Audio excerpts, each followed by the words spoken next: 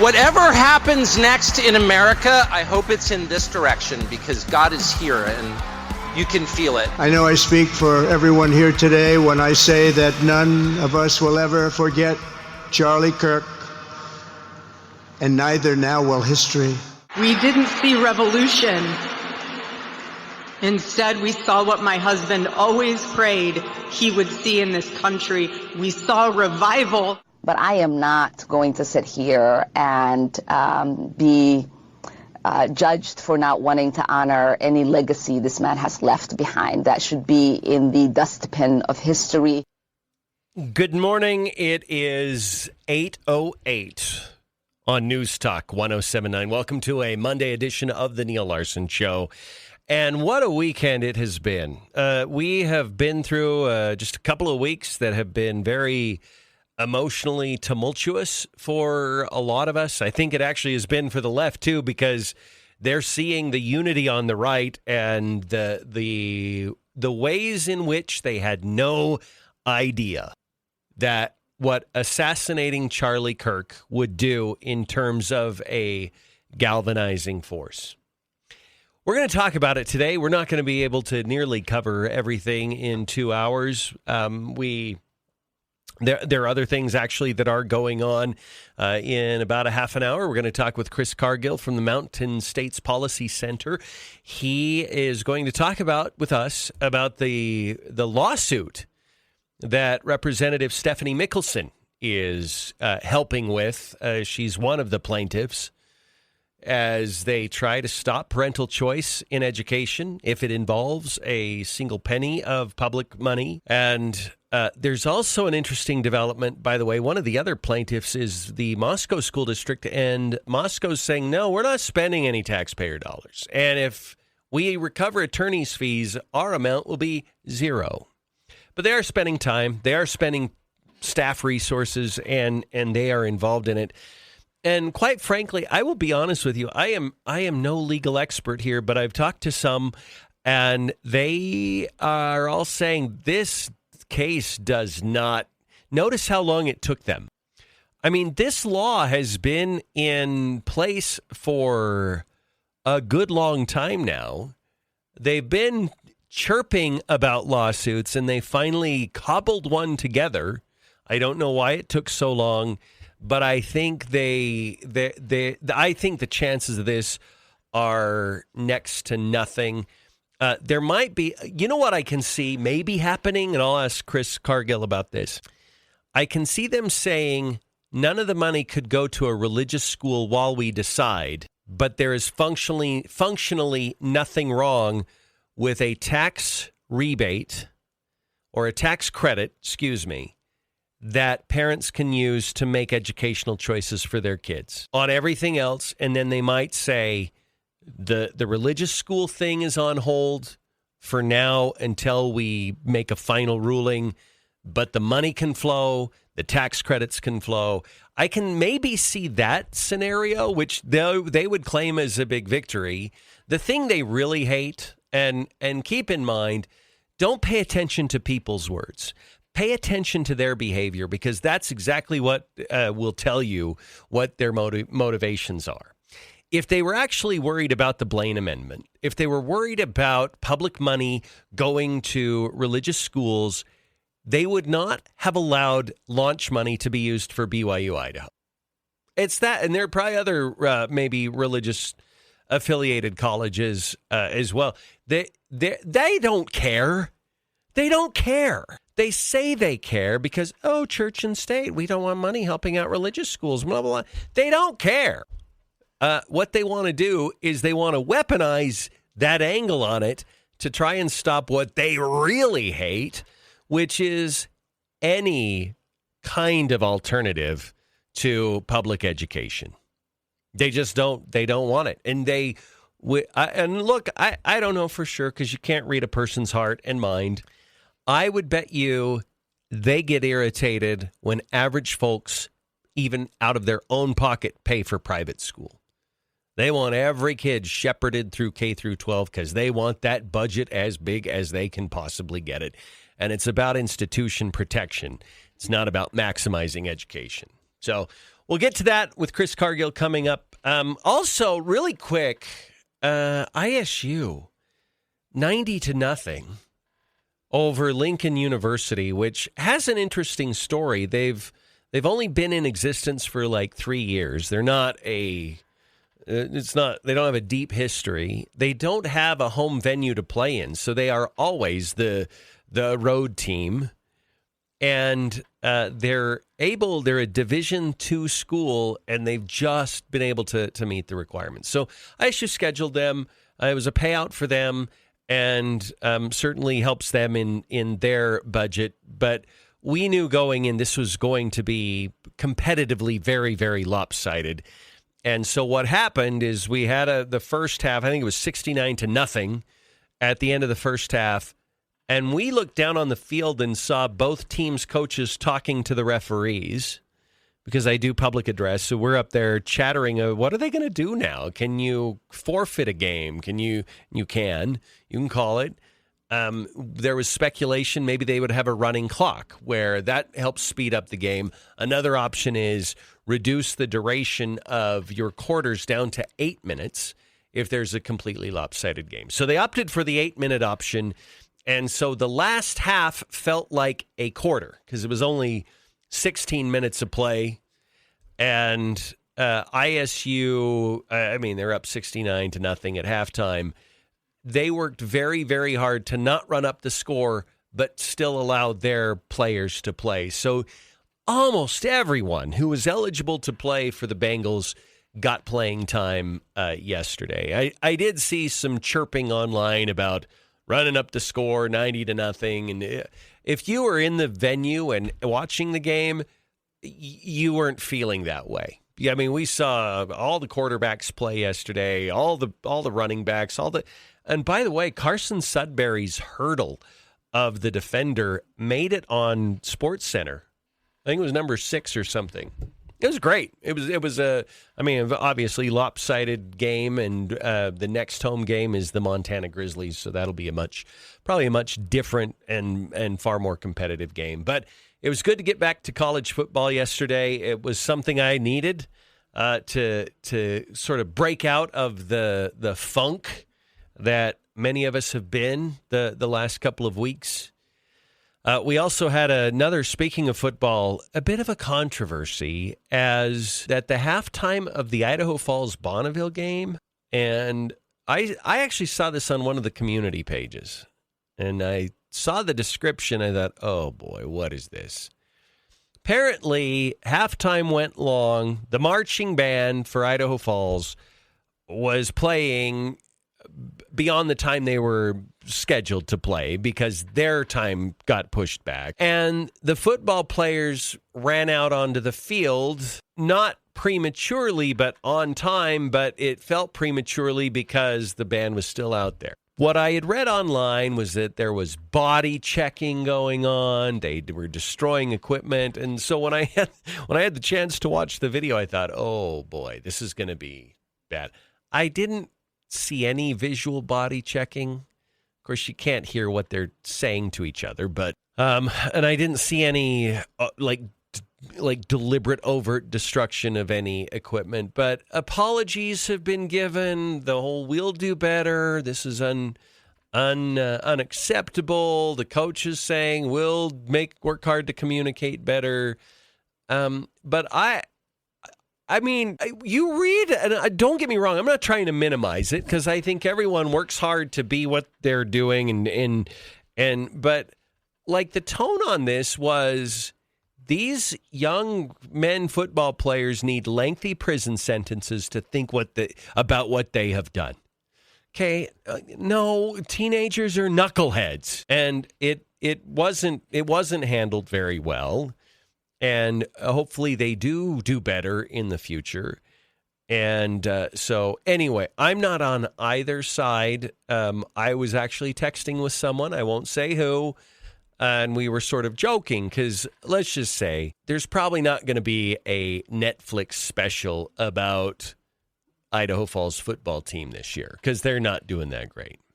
Look, I don't want to start a fight with anyone. So a joke may or may not have been made about the drum major even scoring a touchdown on IF, which was just a little LOL, a little ha-ha, back and forth.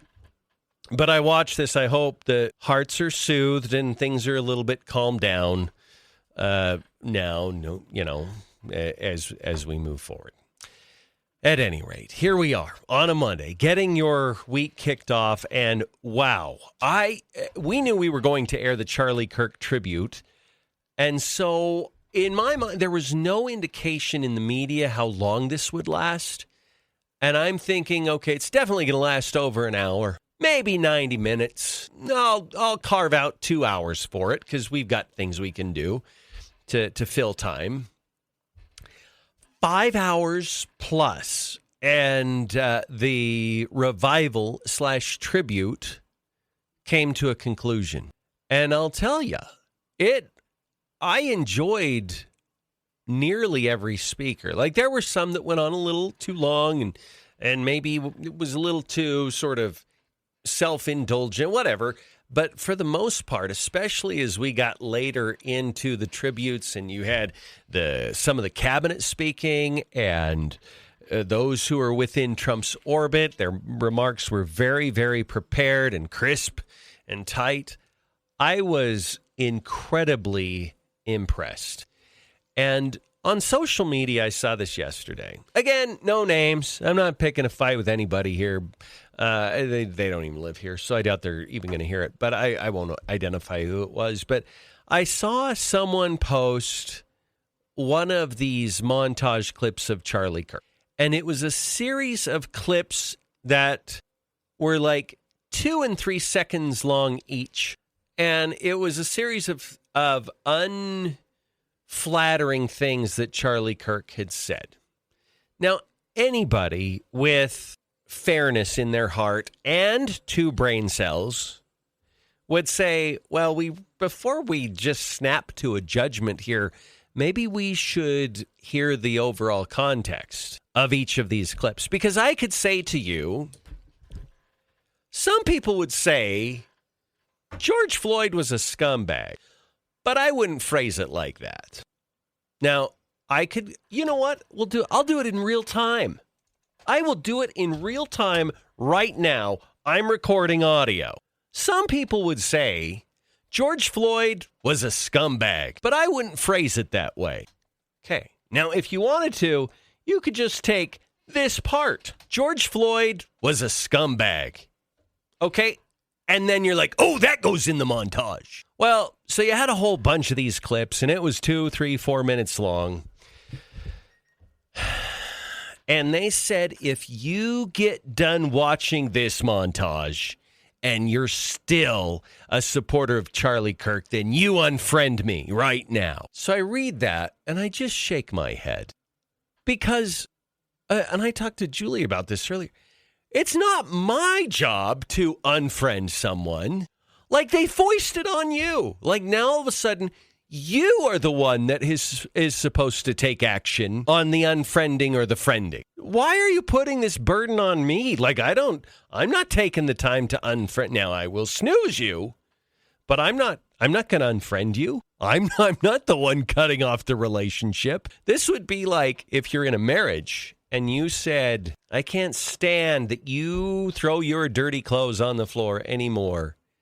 If you keep doing this, then you file for divorce. Well, no, I'm not. I'm not the one that's going to go through with that. That's not going to be my act. Like, they're demanding that you unfriend them. No, period. Like, no. You just flat refuse. I'm not going to unfriend you. Now, I did notice this particular person later, because I was actually talking to my wife about it. I'm like, nobody said anything. And it was like, it had been posted for 30, 40 minutes, something like that. And I thought, okay, is somebody going to say something here? Because, how do you not say something to that? I didn't say anything, but, and I went back. It was gone from their timeline. And I'm hopeful that somebody said, early on, there were memes and quotes being put out from Charlie Kirk that were completely out of context on the Second Amendment. They were out of context on his position on empathy, where he said empathy is a made-up woo-woo new age term, something like that. And then he said, I prefer sympathy, and here's why. Okay, and this sort of thing is happening all the time with Charlie Kirk. But if you actually approach it in good faith, and I would challenge anybody, if you care enough. Some people just don't. They won't do it, and that's fine.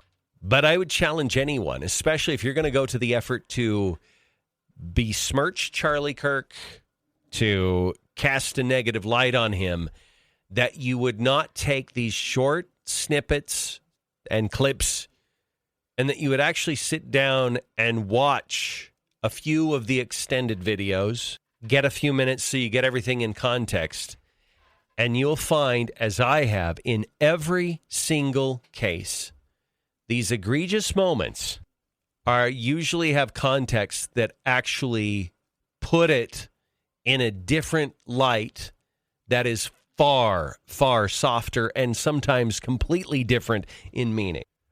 Like the empathy clip. I mean, that was that probably is the best example there. Didn't even get to this, but I'm going to tell you something is happening in our culture. Something is happening spiritually in the wake of Charlie Kirk's assassination. And, you know, we were all wondering, the culture's falling apart. Things are just a mess. Is there any light? Is there anything coming forward? And I think that we are seeing that miracle happen.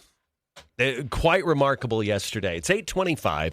Quick break. We'll come back and continue. About 10 minutes away, maybe 12 minutes, we'll talk with Chris Cargill of the Mountain States Policy Center on this Monday on News Talk 107.9. All right, it's 8:29 on News Talk 107.9. Neal Larson along with Julie Mason on a Monday, getting the work week underway again. And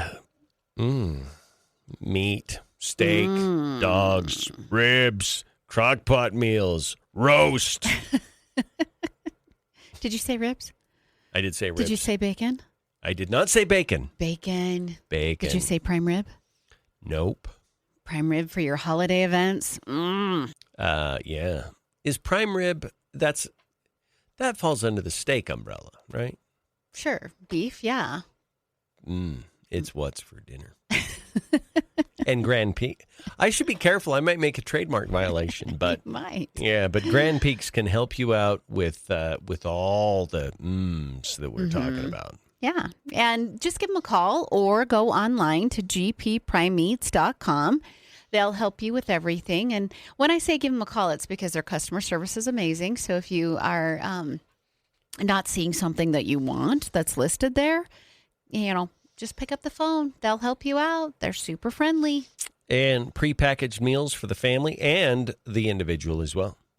So gpprimemeats.com.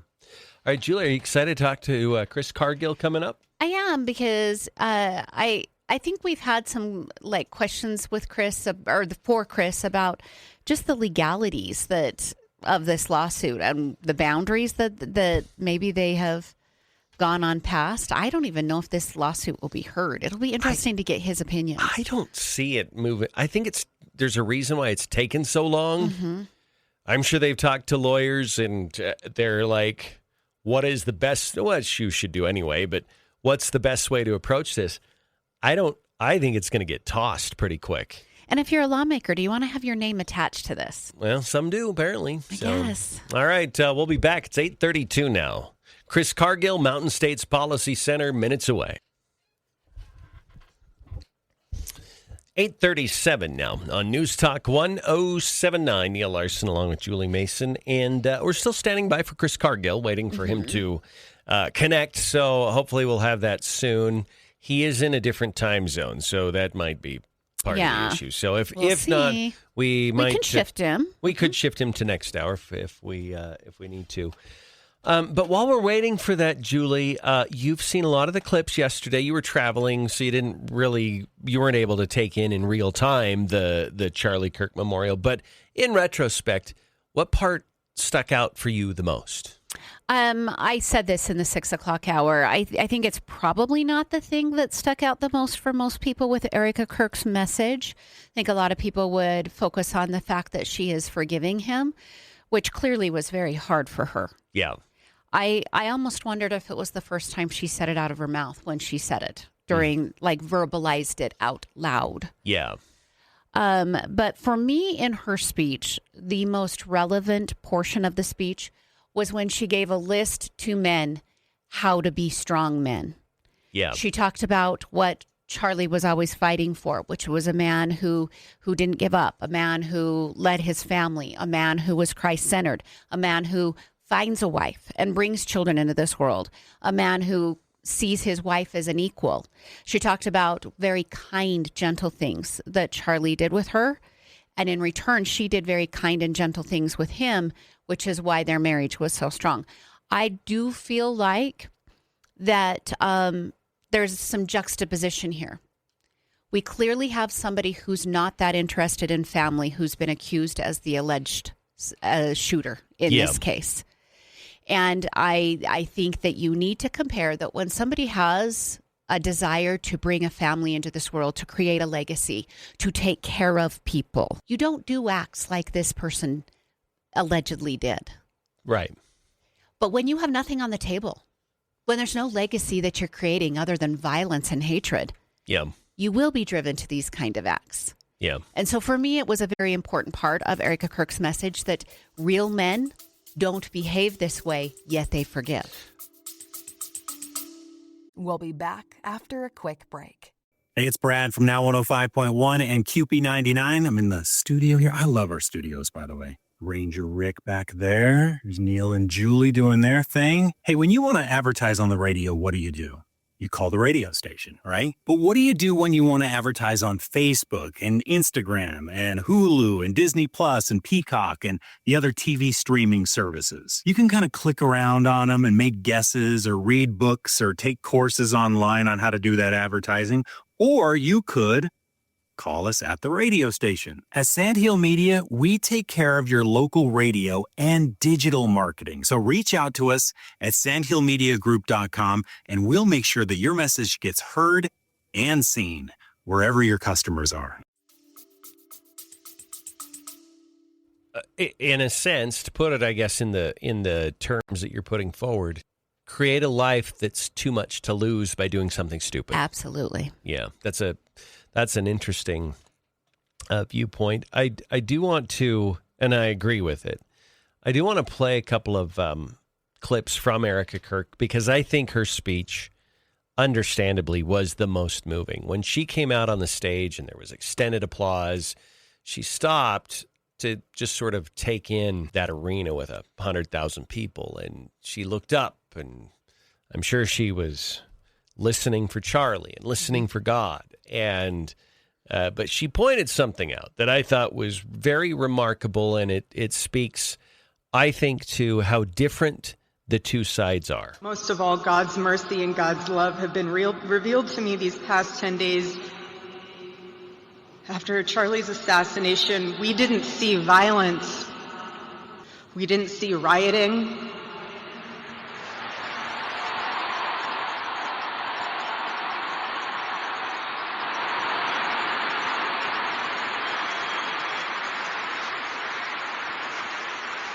We didn't see revolution.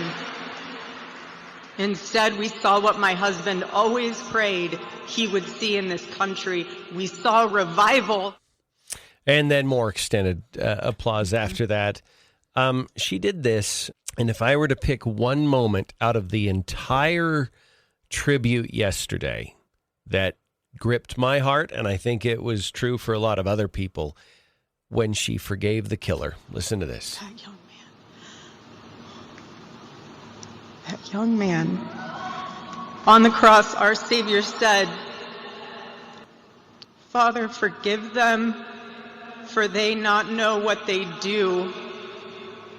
That man, that young man, I forgive him.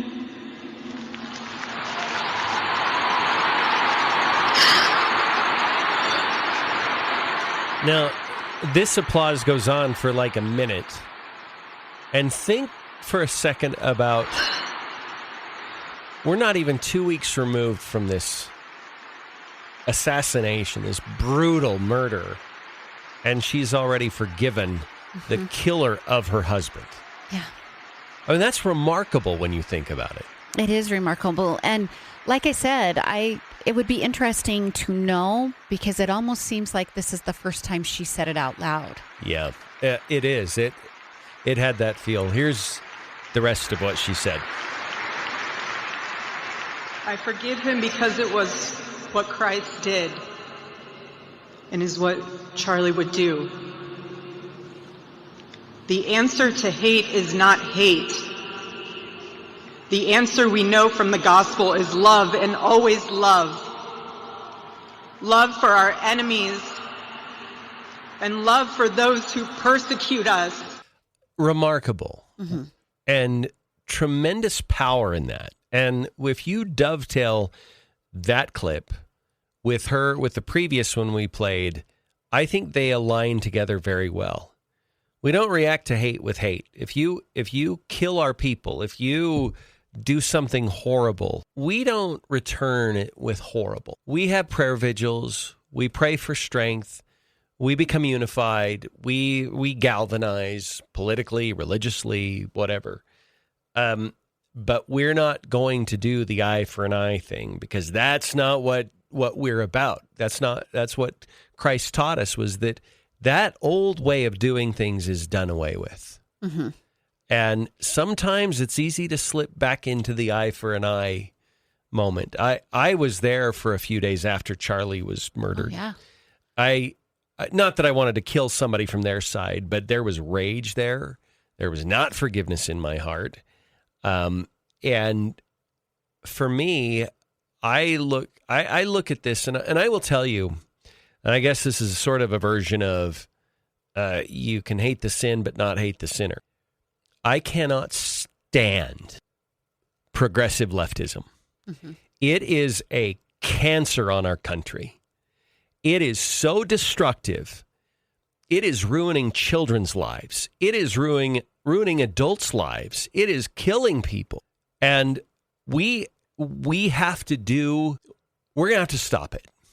And I think that we are seeing the beginning of us stopping it. And you still have people, they are still involved in their incredibly toxic politics. They keep kind of marching down that road. But I think there is a growing number of people, and that's part of it.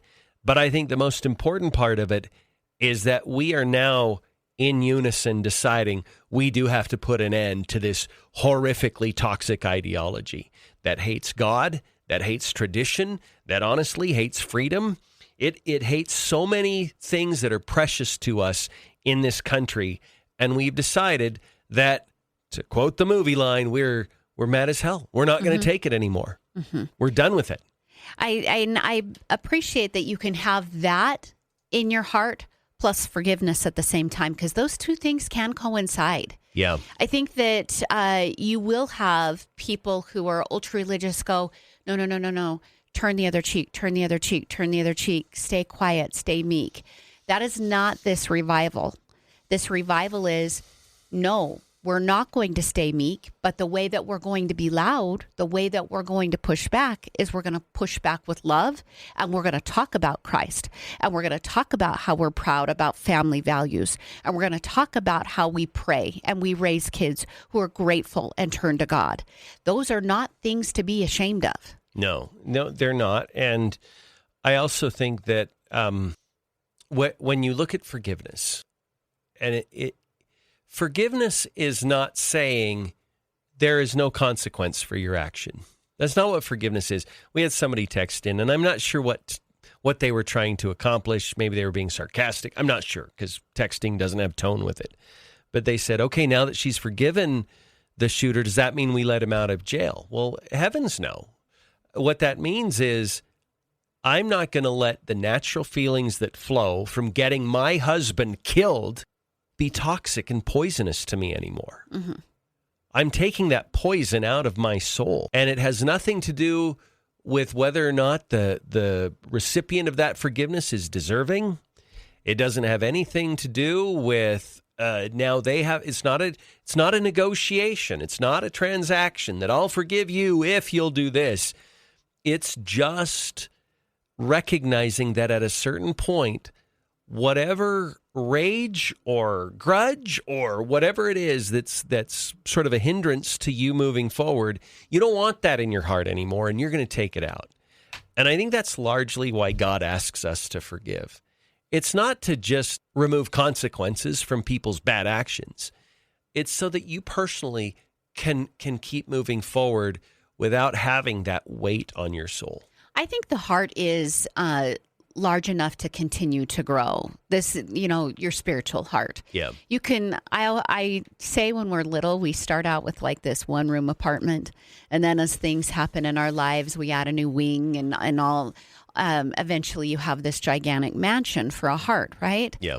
Well, if your heart is filled with bitterness, that continued growth can't happen.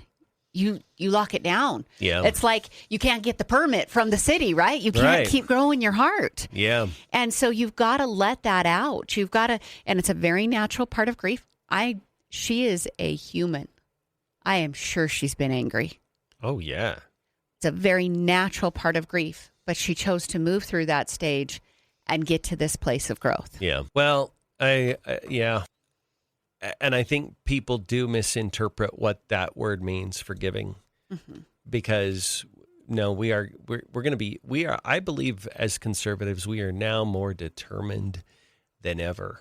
We've been living in a house of mirrors for a couple of decades now. And some would argue even longer than that, but it's been an overt psyop against conservatives for about 15 years. We're done with it. And I think that part of forgiveness is not, okay, you can go back to doing what you're doing. And we're just going to pretend this didn't happen. That's not going to happen. Yeah. It's a new world now. I want to remind everyone that even in this psyop that you were talking about, that people, Christians, refuse to even say that they believed in family values. Man, woman, children, bought it. Because somehow you were hurting another group by saying that. We're not doing that anymore. Yeah. If another group wants to live differently, you can do that. We're not going to be quiet. Yeah. About what is important in God's eyes. Yeah. You don't get to foist upon us the words we have to use and can't use. All right, we're going to break. It's 8:50 on News Talk 107.9. If you'd like to join us, 208-542-1079. That's the Stones Automotive Group call and text line. We'll be back after this. All right, it's 8:55. News Talk 107.9. Neal Larson and Julie Mason and you. The Stones Automotive Group call and text line is 208-542-1079. Well, Julie, the Idaho State Bengals won 90-0 yesterday. It was never in question. Did it get to the point it wasn't fun? Yeah, I think you could say that. Okay. We were speculating as we got close to halftime because halftime score was 69-0, and we just chatter up there in the press box. We're like, what's the rule on forfeiting? If it gets too lopsided, can a coach call it? And absolutely they can. Someone else said, well, they might do a running clock, which just keeps things rolling, and so because it was just taking forever, just because of the flow of the game. And they ended up shortening the quarters to 8 minutes rather than do the running clock, which was probably resulted in about the same kind of thing. But it was. You almost get to where you feel bad for that, like just the psyche of the team itself. You don't feel bad that they lost. Right. Sports is about win and lose. Yeah. That's fine. Yes. You get a little worried about the psyche of the team when you lose 90-0. Well, you do. And you look at a game like that and people can just make a really snap judgment saying they ran up the score. And I'm telling you, we didn't really run up the score. Obviously, it can look like that.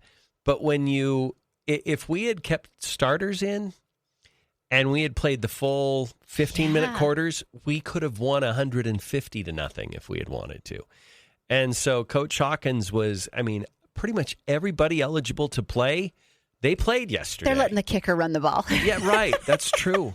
It was fun watching a 300-pound lineman play quarterback for a while. No, that didn't happen. But, it was not. It was this really concerted effort. You can never tell your kids don't play and don't be competitive. They're there to compete, and they're there to give 100%. Yeah. And other than like at the end of the game when you mercifully take a knee, that might be the one time when a coach says don't play. But when there's time left on the clock, you want your players to go out there and hit hard and try to score and do all that.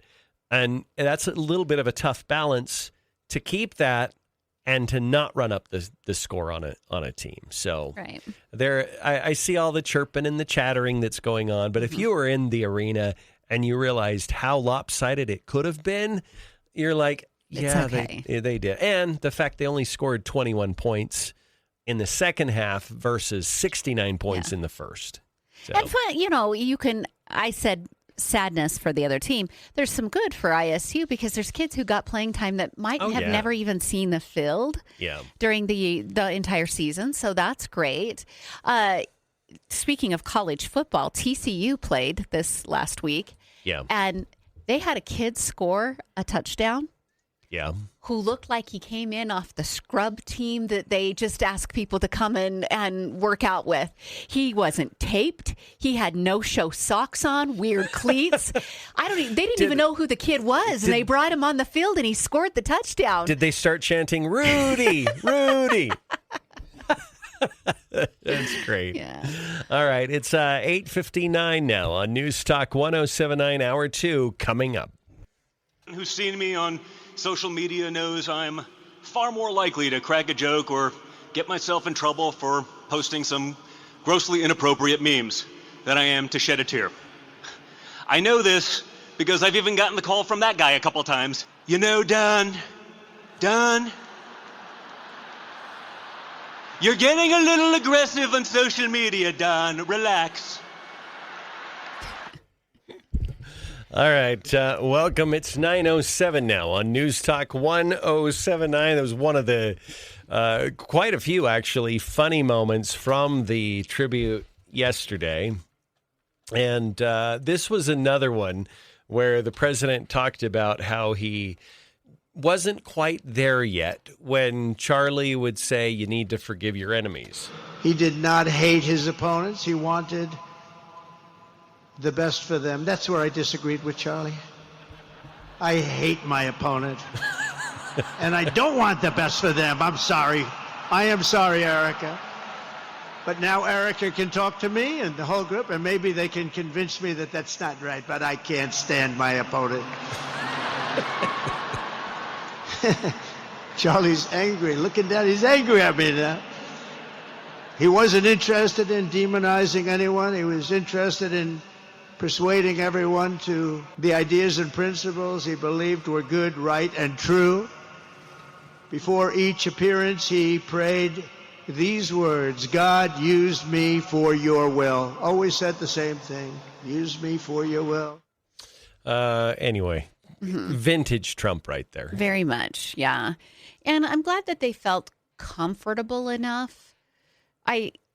Charlie would have laughed. Oh, yeah, he would have. And I think that sometimes people get so caught up in all of what's going on around them that they get nervous about doing those kind of things. Yeah. I think Charlie would have laughed at this. Yeah, I think he would have. They did not put the camera on Erica when Trump was saying that, but I'll bet she was laughing too. You know what? You got to be yourself too and acknowledge where you're at. So, yeah. Any update at all yet? No, that wasn't. It was a number I didn't know, but it's not him. So. Okay. All right. Well, we're hopeful that we will hear from Chris Cargill this hour. Can we talk about something? Because I'm seeing the little smattering of headlines about Jimmy Kimmel, and now there's sort of this pushback protest to get him back on the air, to reinstate him. And I thought, okay, let's talk about it for a moment, because I have seen people acting as though the firing of Jimmy Kimmel is a 4-alarm First Amendment fire in America. And I'm thinking, let's look at this.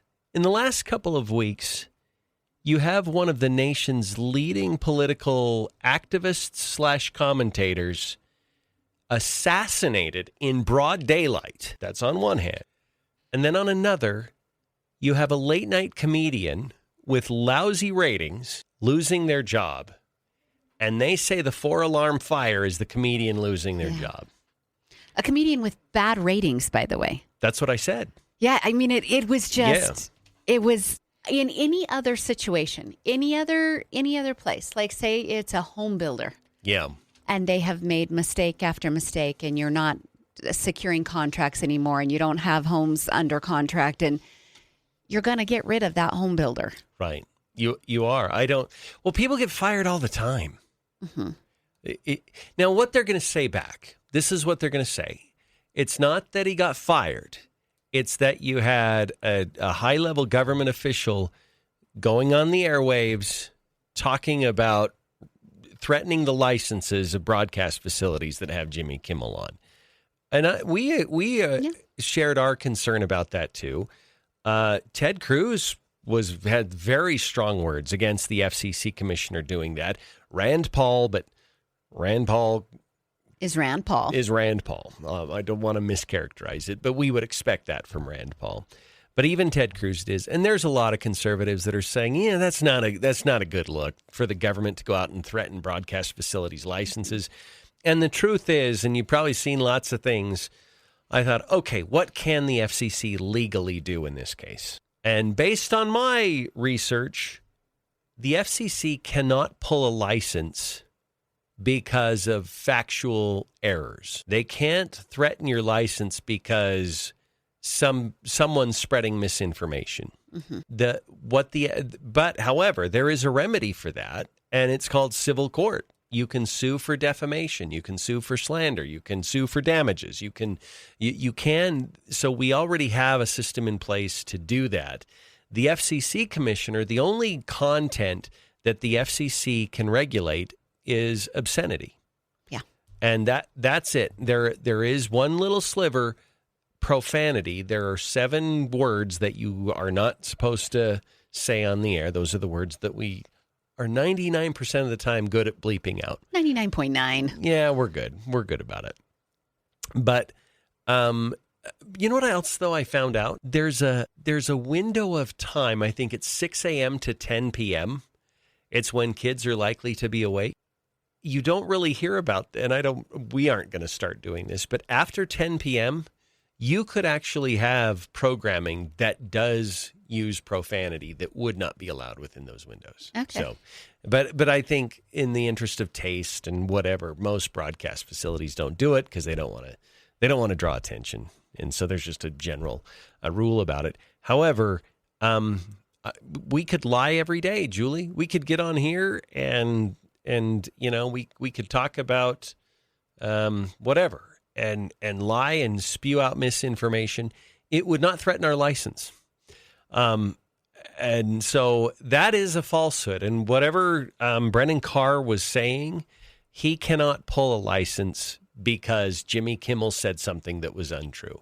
Now, I know we're going to have people in our text saying, you're wrong. Okay, that's fine. You want it the other way. I'm not telling you how it should be. I'm telling you what the law says. Mm-hmm. And there are parameters to what the FCC can do. I think one of the important things to remember here is Jimmy Kimmel was not pushed out by the FCC. Yeah. There was chirping going on, clearly. There was multiple interviews. That is not who made the choice. There was a string of events that happened here. You had 2 different affiliates say, hey, the affiliates that have multiple affiliates in cities. So it's a company that owns affiliates. 2 different companies said, no, we're not going to do this anymore. And then ABC was the one who made the call. The FCC was only chirping in the background. And whether or not you liked it, didn't like it, we can argue all over with that. But we need to make sure it's understood how it happened. I also told you this morning that Page 6 ran an article. Mm-hmm. Page 6 is like entertainment news. Yeah. Right. And Page 6 ran an article saying the discussions about getting rid of Jimmy Kimmel were occurring far before the Charlie Kirk monologue. Yeah. So there was already internal discussions by ABC about axing that program. He's the one that gave them a reason to do it. Yeah, that's true. That's true. And now he's groveling. I mean, he's not going to say that, but he's going back. He's having his attorneys try to negotiate a return because they haven't officially fired him. They said we're just suspending the show for now. So maybe he views like there's this little time window that maybe I can get back on the air. There's a push to reinstate him. But I you know what? I feel like he knows he's on his way out. He's just going to try to make as big a stink as he can as he goes out. Yeah. And one of the hard parts for most people is that he spent so much time in his monologues celebrating the end of other people's careers. Yeah. And so it's really hard to feel bad for this guy, you know? Right. That's true. It really is. It really is. Yeah. Now, it's funny because we've talked about Roseanne Barr. She had a TV show. It got canceled because she said something she shouldn't have said. And she did later apologize for it. But she says that Michelle and Barack Obama got on the phone with, I think it was Bob Iger, and pressured him to drop her show. That's no different. In fact, it's worse, you could argue, because it's the first family that is doing the pressuring. And, I mean, the FCC commissioner has some power, but it's the president of the United States that's the most powerful political figure of all. And if they're pressuring a network to cancel a show, I mean, that's just a terrible, terrible look. And if what Roseanne did was so egregious, stay out of it because they'll fire her anyway. So, but nobody's getting up in arms about that. They weren't. Know? They were celebrating. Like I said, Jimmy Kimmel did a whole entire segment of a monologue about it. Yeah, he celebrated Tucker Carlson's show coming to an end too. So yeah, I don't know. It's not. I have a really hard time feeling bad for him, and I just personally watching clips that I have sent you over the years. He's kind of a spiteful person. He also told many outrageous things about COVID. While all of COVID was going on. So there's a litany of things in his past that make me go, okay, well, what goes around comes around. That's true.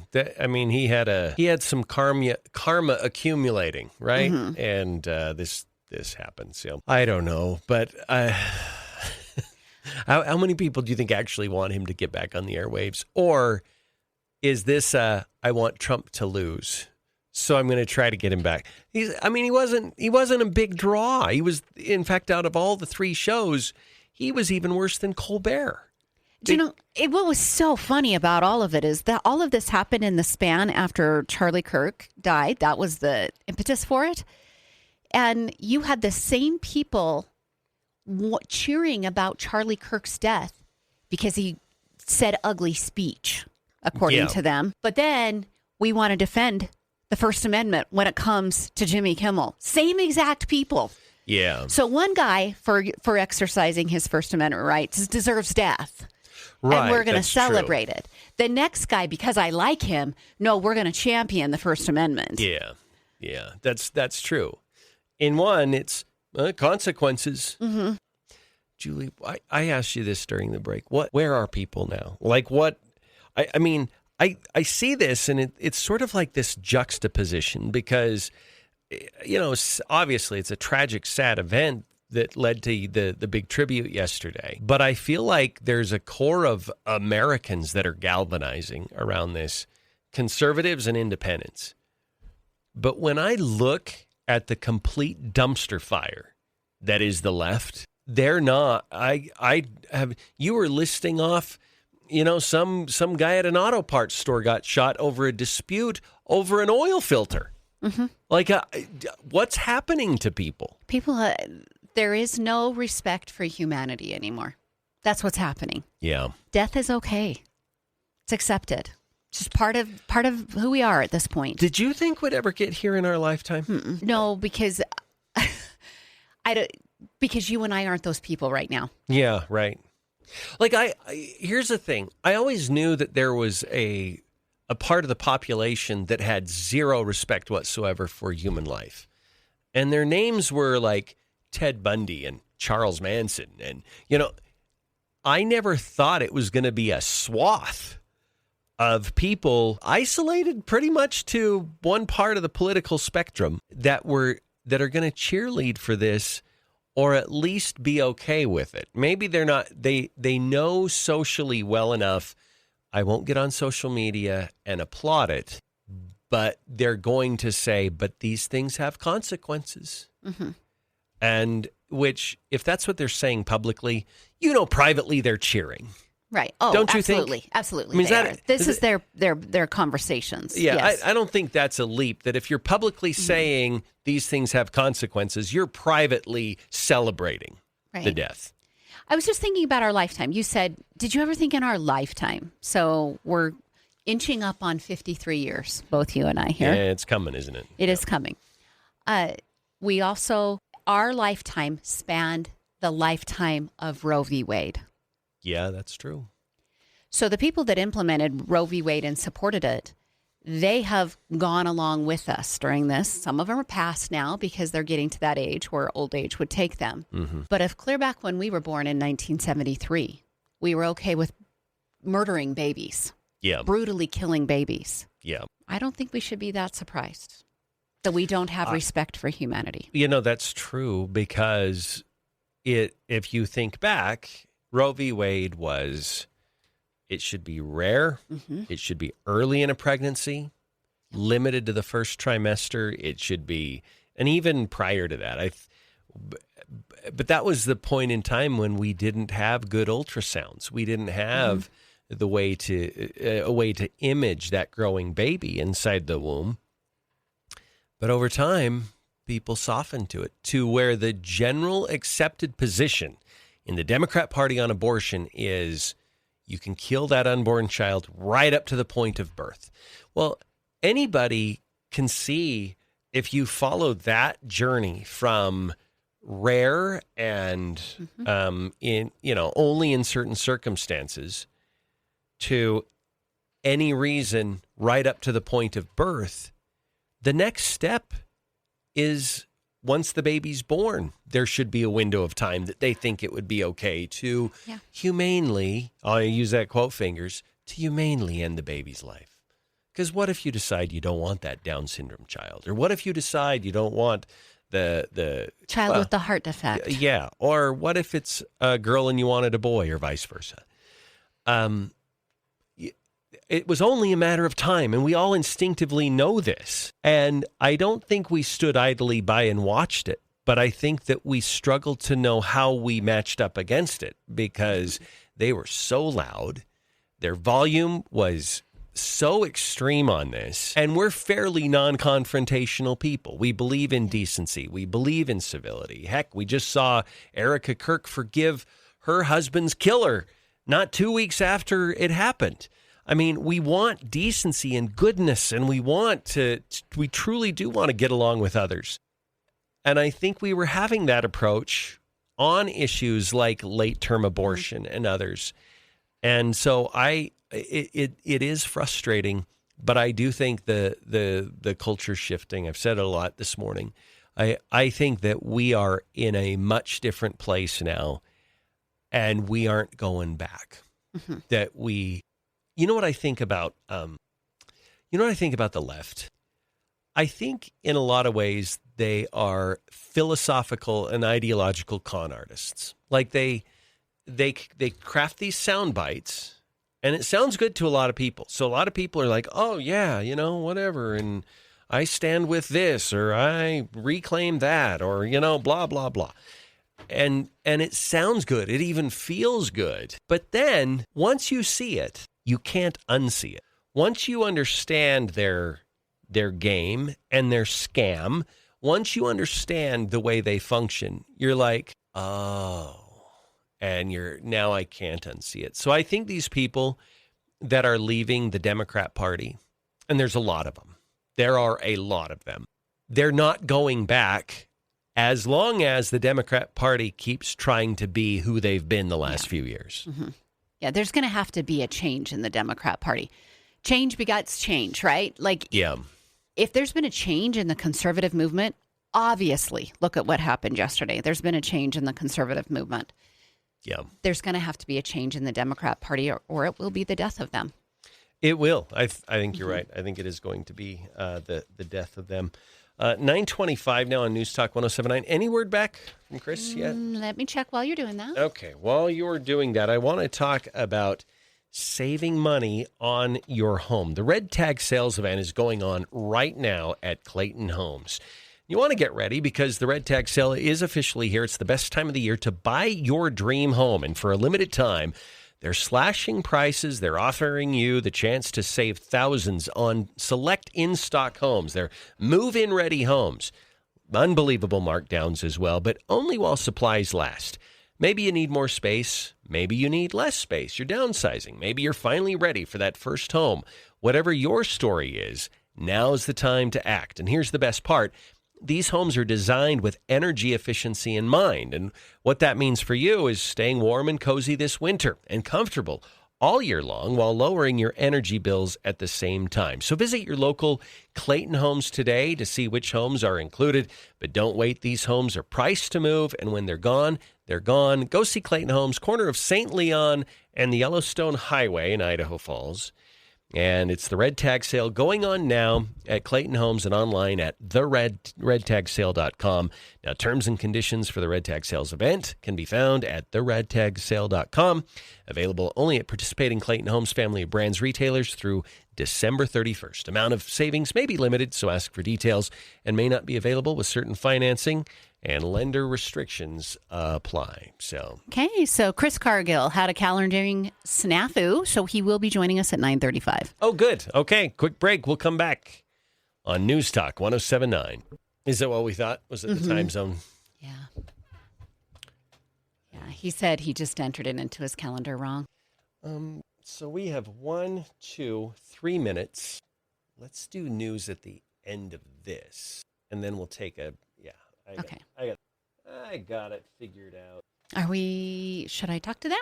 We're on with them. Hi, guys. How's it going?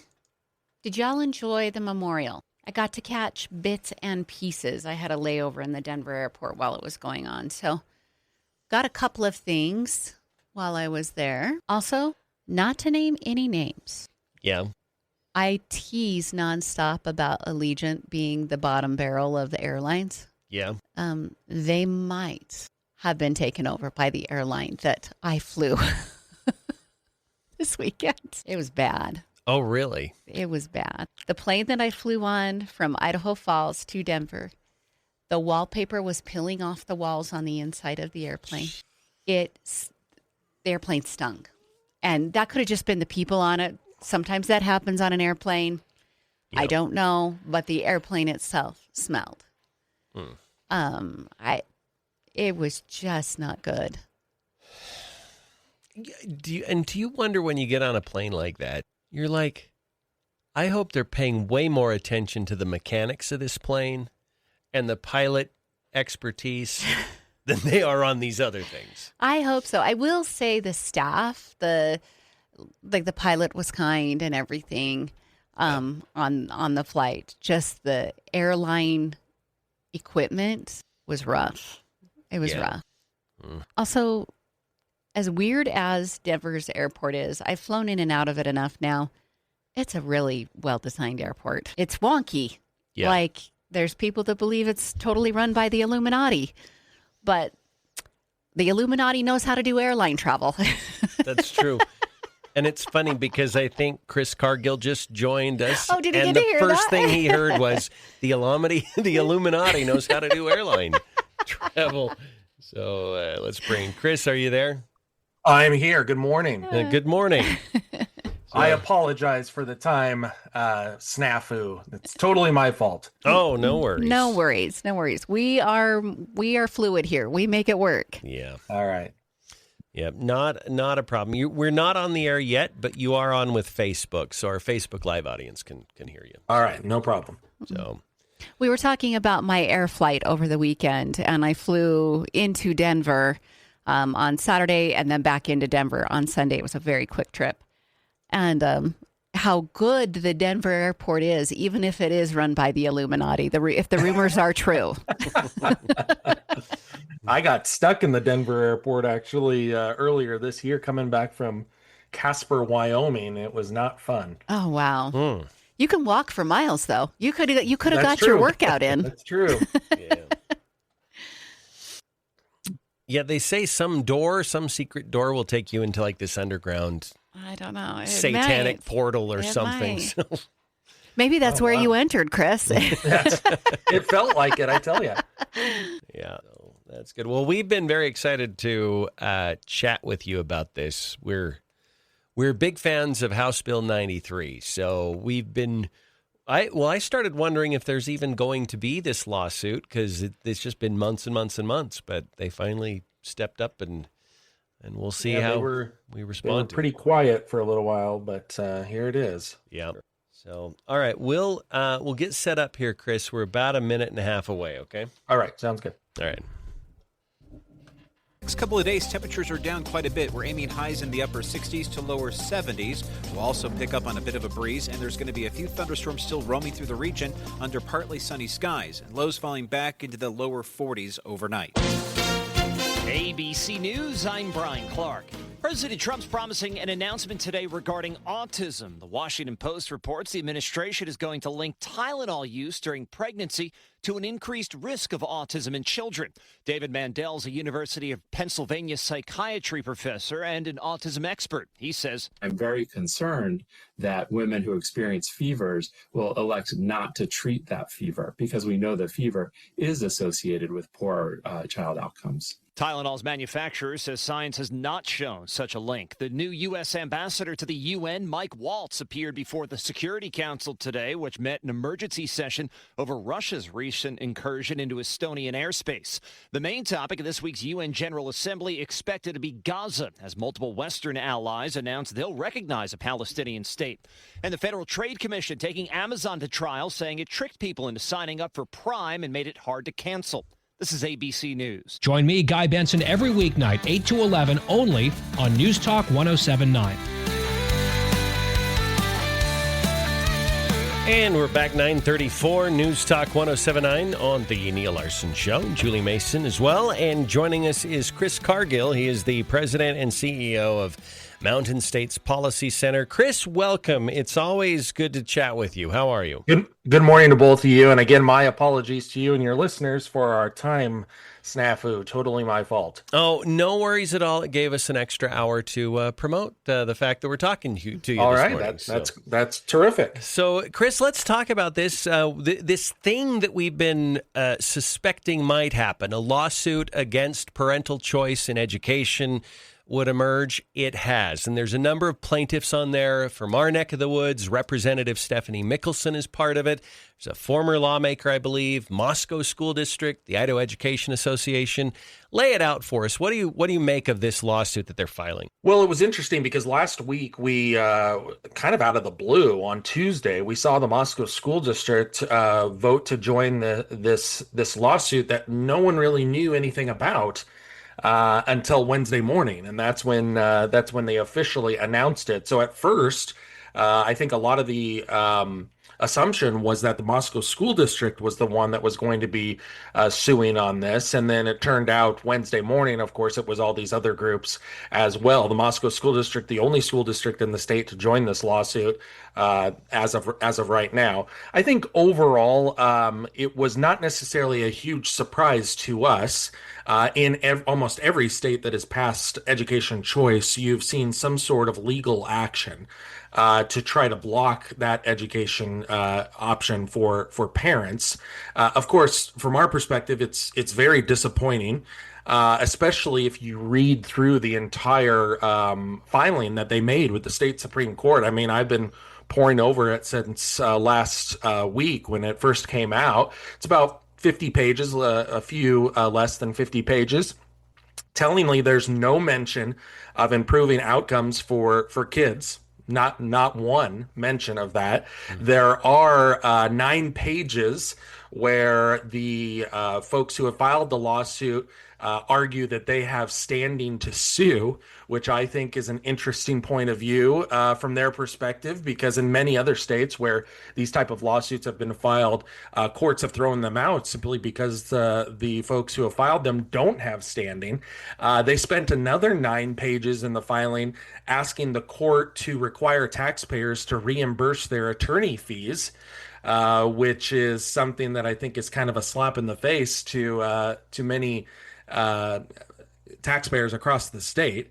And just overall, I think it's really a cynical attempt to try to punish families by convincing just 3 judges. That's really all they need. 3 judges on the Idaho Supreme Court to overrule the majority of the state legislature and Governor Little and block kids who may not fit into that public school box. And that's really what this issue is all about, is are we going to give kids who don't necessarily fit into the public school box, are we going to give them the opportunity to also get a high quality education? This particular bill allows them another option, but this lawsuit seeks to prevent that. So, Chris, one of the first questions I wanted to ask you was actually about standing. So basically, the judge says, well, point on the dolly where House Bill number 93 hurt you, and when you look at Representative Mickelson or the Idaho Education Association, what is going to be their argument about how House Bill 93 is harming them as a plaintiff? Well, that's a good question. And as I mentioned, they go through about 9 pages trying to lay that out. But I mean, if you look at some of the other states, for example, the Georgia Supreme Court dismissed a case very similar to this in Gaddy versus Georgia Department of Revenue, because basically the court said that those who brought the case had no standing. They weren't hurt by a tax credit, in other words. And so it is a little bit of a stretch, in my opinion, to say that you do have standing on this, because again, the money is not taken out of the public school budget. The money does not come from a K through 12 budget in our state. It does not come from a school district. And it does not go directly to private schools. It does not go directly to educational institutions. It goes to families. So if you're going to contend in this case that you have standing because you are hurt by a tax credit, that opens the door for a whole host of other potential lawsuits. I could potentially argue, for example, that the grocery tax credit is harmful to my current position. You could argue that the many other tax credits that the state has are harmful in many different ways. And if you're going to start to open this door on tax credits, I don't think you're going to like, as a state, where that leads you, because you potentially could see a whole flurry of lawsuits in other areas on a bunch of other issues as well. All right, Chris, so I have 2 questions about plaintiffs in this case. You just mentioned the case that was dismissed in Georgia. In that case, were there individual lawmakers who joined into that lawsuit, or was it schools suing the state? Like, what was the origination of the plaintiffs in that one? And then when we opened this interview, you said Moscow was the only school. Do you expect more school districts to join as plaintiffs in this suit? So let me answer the second question first. And the answer is I don't really think that's going to happen. I was kind of surprised that the Moscow School District, for example, joined the suit. And look, I mean, when you join a lawsuit, there are costs associated with that. And we came out and pointed that out. And the Moscow School District quickly backpedaled and said, no, we're not going to spend any of our dollars, our local school dollars, on this particular lawsuit. Yet if you read in the lawsuit, it says that if they're successful, they would like the court to order reimbursement of the Moscow School District and all these other groups as well. So it kind of, on the one hand, they're saying that it's not going to cost them anything, and then on the other, they're saying, well, please reimburse us for the costs of this particular lawsuit. I don't think that other school districts will join. That's just a hunch based on based on what I'm hearing. But I mean, I suppose there's always the possibility that they could file an amicus brief or a brief of some sort with the state Supreme Court when this eventually is heard. If it is heard, there's a chance the state Supreme Court could just come out and say, either you don't have standing or you need to go to the lower courts first. They want to go straight to the state Supreme Court, which is all fine and dandy, but the court may say, no, it needs to go through the proper channels and you need to go to a lower court first. As far as Gaddy versus Georgia Department of Revenue, I don't believe there were any lawmakers on that particular bill. I'm just checking right at the moment, and yes, there were no lawmakers on that bill. There were 4 Georgia residents who were on that bill. And they sued. This was back in 2014. And as I mentioned, the court ruled that they did not have standing. And they also said, this is another key point of that case, that the tax credit could potentially save the state money. And so that is a key point I think is important to remember, is that let's just say for the sake of argument that the plaintiffs in this case are right, and some students may leave the public school system and decide to go to a private school or a home school. I think the one factor that a lot of people don't pay attention to is that if they did that, that would save the state money. $5,000 of a tax credit, of course, is a lot less than about the $10,000 that the state currently spends per student per year. We're talking with Chris Cargill, President and CEO of Mountain States Policy Center. Chris, let's talk about the Blaine Amendment angle on this, because I've heard that a lot. When we talk with guests who are against House Bill 93, they throw that out a lot. And my gotcha question I always ask them is, then how does the launch program not violate the Blaine Amendment? Right. Because that money can go to BYU Idaho. They never have had a good answer for that.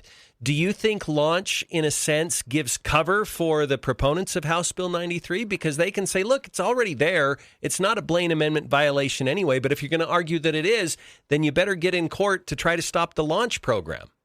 Oh, exactly. I mean, that's exactly the point that we've been making as well. And look, even if we didn't have the launch program in place, the Blaine Amendment, for all intents and purposes, is null and void, because the U.S. Supreme Court has already ruled on this issue. And for a lot of folks who don't know what the Blaine Amendment is, they're trying to figure that out. Blaine Amendment is really an old legal relic from our point of view, where many states were, because of a lot of anti-Catholic and in our state, some anti-Mormon bigotry as well, but mainly anti-Catholic bigotry. A lot of states said, hey, we're not going to let you take any state money and spend it on a Catholic school, for example. And so they wrote into these state constitutions this amendment that basically prohibited that from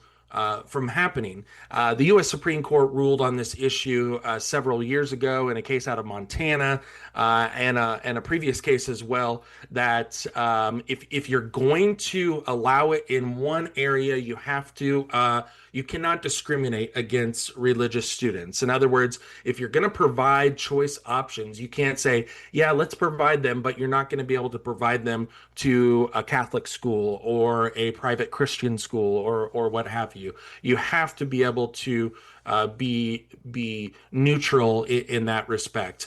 And so it was interesting leading up to this case, because we heard a lot of smoke from activists who were opposed to H93 about how they were going to sue based on the grounds of the Blaine Amendment.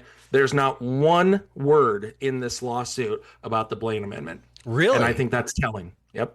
Wow. So they knew that was a failed a failed avenue to even. I suspect. Now, who knows? Maybe they will file another suit on that grounds.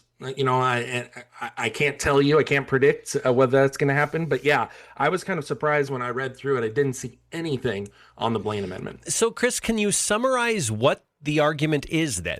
Yeah, I mean, we've got a great article on mountainstatespolicy.org of really the 6 main arguments that they're making in the case. And the first one is that they say that the plain language of Article 9, Section 1 of the Idaho Constitution prohibits the legislature from establishing and maintaining a parallel system of private education. That's what their claim is. Unfortunately, that's not really an accurate reading of the state's constitution. It says, and I quote, I'm reading from it here, the stability of a Republican form of government depending mainly upon the intelligence of the people, it shall be the duty of the legislature to establish and maintain a general, uniform, and thorough system of public, free, common schools. Okay, fine. We understand that. That's in the state constitution.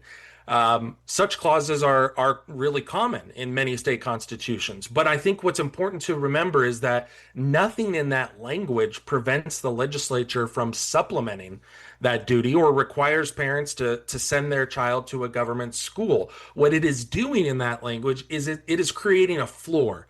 It's making sure that there is access in the state for all kids. It doesn't create a ceiling, and it shouldn't. I mean, we saw this in West Virginia just a few years ago where, again, activists sued because of a school choice bill that was passed there, and they were met with these same arguments.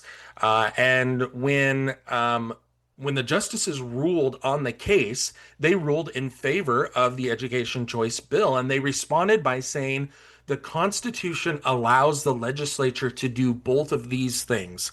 That is, provide a free, uniform system of schools, as well as supplement that on the side. So that is one of the big arguments that they make, Neal, and there are others as well, and I'm happy to go through all of them with you this morning.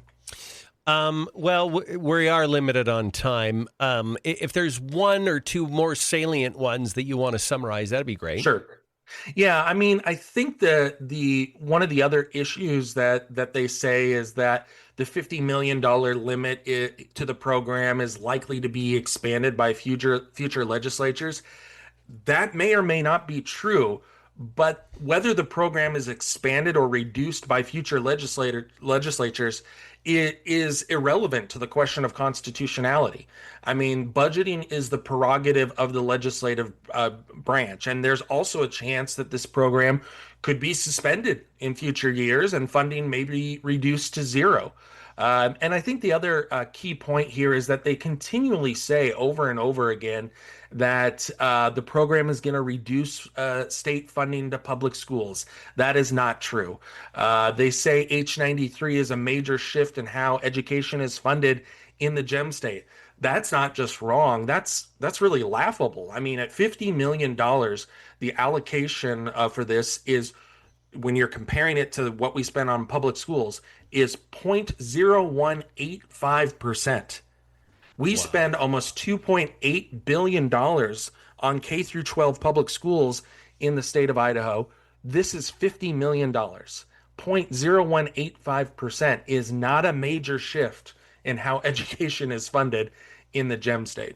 Yeah. All right. Well, Chris, really quick, because we are about out of time here, and comment, if you would, on maybe the political angle on this. We know Julie and I cynically call it the panic tour, the Save Our Schools tour that they've been doing around the state. Do you feel like they've been making a dent at all in terms of the politics and swaying the public's opinion on this? Well, I suppose. I mean, our polling showed strong support, actually, 66% support for this, and that was across party lines as well. I think, unfortunately, that they are talking or preaching to the choir on this. What's important is to look at the parents and look at the families in these communities. And I understand that the teachers union is very upset about this, and I suppose that is the prerogative of the teachers union to be upset about this. But what we're talking about here is not sticking up for the adults or the system. We're talking about sticking up for the families and the kids. And so I think when it comes right down to it, this is an issue of, unfortunately, an issue that pits the families and kids against the establishment. And the establishment can be really, really loud on this particular topic. But in the end, it's about improving those outcomes for kids and helping families get the best quality education no matter where they learn. All right. Chris Cargill, President, CEO of Mountain States Policy Center. And their website is mountainstatespolicy.org. And you can read that piece there and find out more of what they do. Chris, great to chat with you again, and we appreciate your time this morning. My pleasure. Thanks. All right, 9:52 now on News Talk 107.9. We're going to take a quick break, but we'll come back. We'll wrap up the show coming up.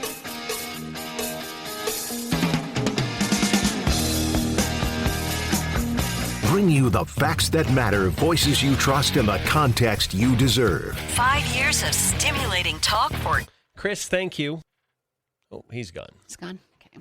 Okay. 1, 2, sometime. Okay, let's come back and if you would do you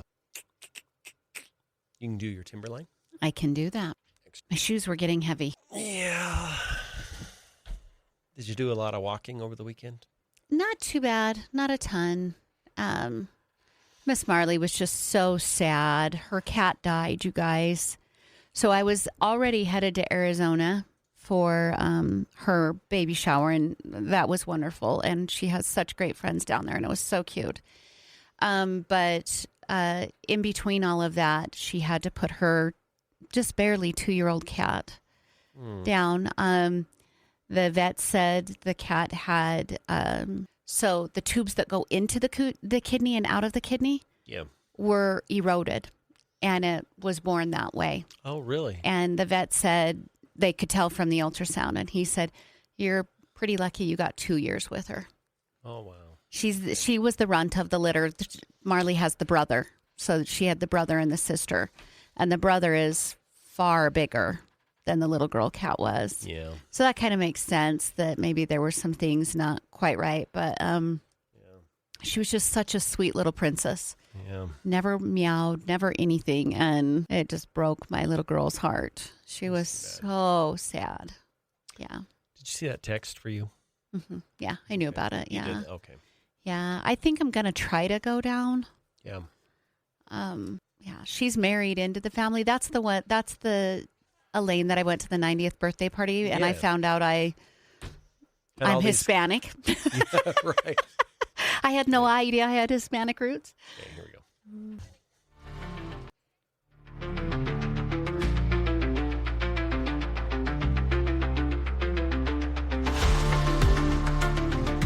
All right, and we're back, and Senorita Julie is going to talk for a second.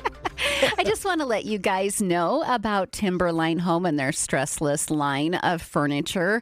That's like the name of the line is Stressless Furniture. It's like Exxon or Coca-Cola. The brand name, yeah. It's the brand name. So stressless furniture, it has totally changed the furniture that you sit on, sofas, love seats, reclining chairs. They do provide the ultimate in relaxation and comfort. You're not going to find it anywhere else. You're not going to find this kind of furniture at the big box store. There's different configurations and reclining options because we're all built differently. And so that's why you're not going to find this furniture at a big box store. They also have different fabrics and leathers and colors. They have fabric that helps your skin breathe a little bit. All things to help you with better circulation and less stress. They are ergonomically designed. They offer support and back health, and it will be the most comfortable relaxing experience that you're going to have. They are endorsed by the American Chiropractic Association, and right now is the best time to go down and check out the stressless line of furniture. You can save hundreds on your stressless purchase right now with the sales that they have going on at Timberline Home. That's 711 East Anderson in Idaho Falls, or you can go to shoptimberline.com. All right, that does it for the show today. Everyone have a great day, and we will see you tomorrow. Well, you back-timed that perfectly. I tried. Yeah. Yeah, it's going to be right on. So, oh, boy. Hey. It's been a couple of weeks. Yes, it has. A lot has happened. I'm really grateful for the people who attended yesterday. I'm grateful that there were no really major negative experiences outside. There were a few protesters. There was a video I didn't send you that was circulating online last night. It was a video of a specific protester who screamed at a woman who walked by who was pregnant. Yeah. And the protester screamed, "I hope your baby dies."